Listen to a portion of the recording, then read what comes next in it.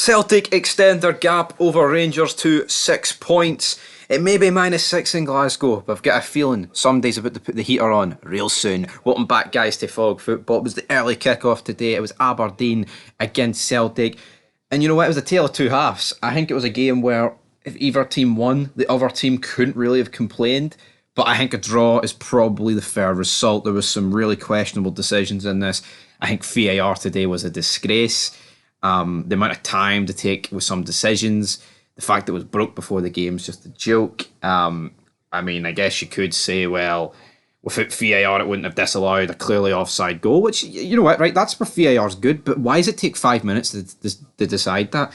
Anyway, great day at the office if you're a Rangers fan. For Aberdeen perspective, I think you'll feel a wee bit hard done by that you didn't get a win. From a Celtic perspective, you're going to be hating on your board even more after this. Of course, the main man, Nicholas Cooney, did grab himself a goal.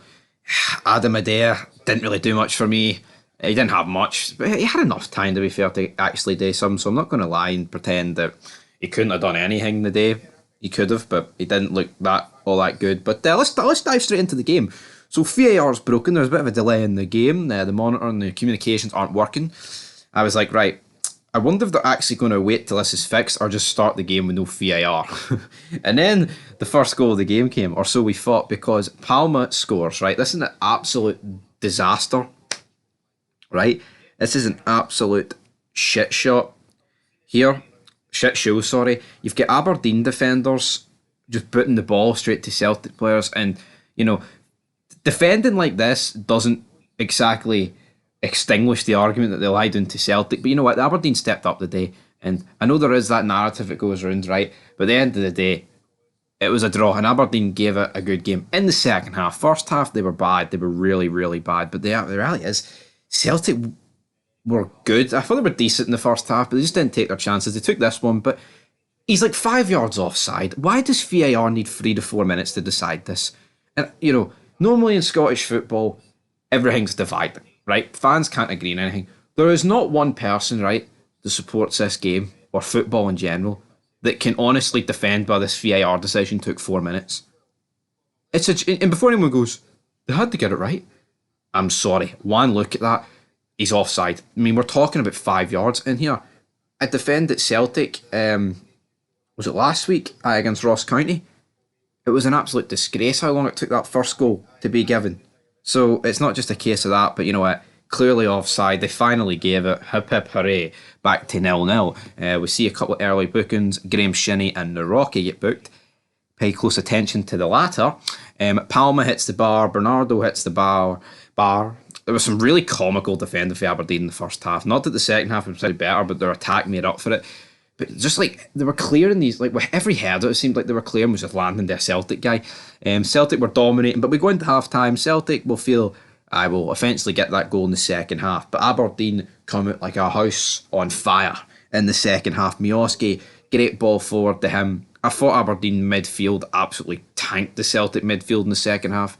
Completely, I think they did. That's not even a dig at the greatest midfielder to ever grace the world in Calmac. I think the Aberdeen midfield changed the game in the second half. Constantly just winning back the ball with good pressing. I thought Aberdeen really stepped up. Miovski gets the ball and does what a striker should be able to do and just absolutely skins Liam Scales and puts it in the back of the net.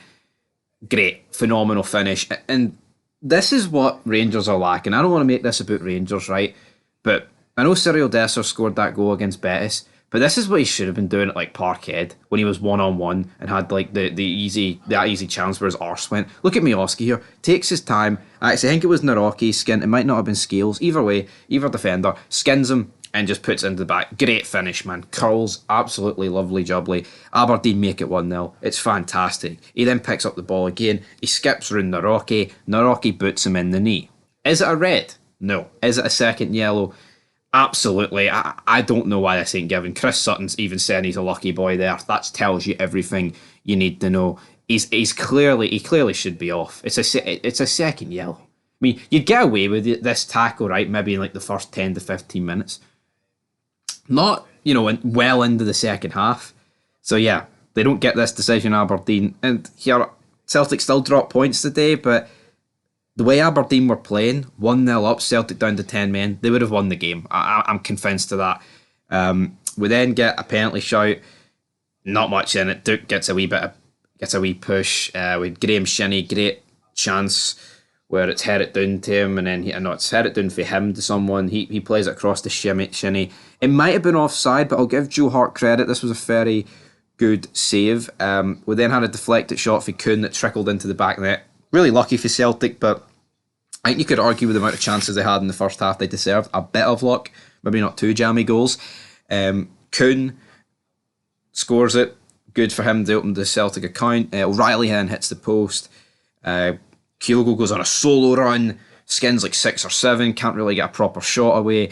And then Graham Shinnie, like I said, that's when he had that shot. And then it was just more of like constant attacks. Miovski scored, that was offside. But again, like this one is about 2 yards offside. And it took them like 10 seconds. And that's great. That's it should be efficient like that. It should be brilliant like that. VAR making these easy decisions shouldn't take like 5 minutes, right? And this is clearly offside. Clearly offside. But this is like 2 yards offside. The Celtic one, there was 2 of them about 5 yards off. Anyway, don't know what VAR was doing today. Mad. If VAR just cut the time it used to actually make these decisions, like the clear and obvious ones, down to like 10, 15 seconds, it would be so much better. We have a few corners for Celtic. Not much really going on. There was a couple of penalty shouts, but no penalties. And that is where it ended, guys. 1-1, Aberdeen, definitely worth their point. Celtic, like I said at the start of the review, I think both teams could have easily have won and you couldn't really have complained. But I think the way Aberdeen outplayed Celtic in the first half, no, the second half, sorry. I think Aberdeen probably created way more chances than Celtic in the second half, but Celtic obviously dominated the first half. I would say it was about even, to be honest. I think a point is the fair result. But what's this leave for Celtic, guys? Of course, they've dropped points. Great news for Rangers.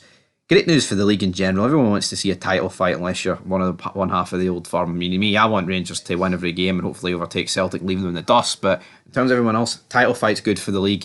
And it's good to also commentate on it. You don't want a league that's dead and buried, man, by like February, unless it's Rangers.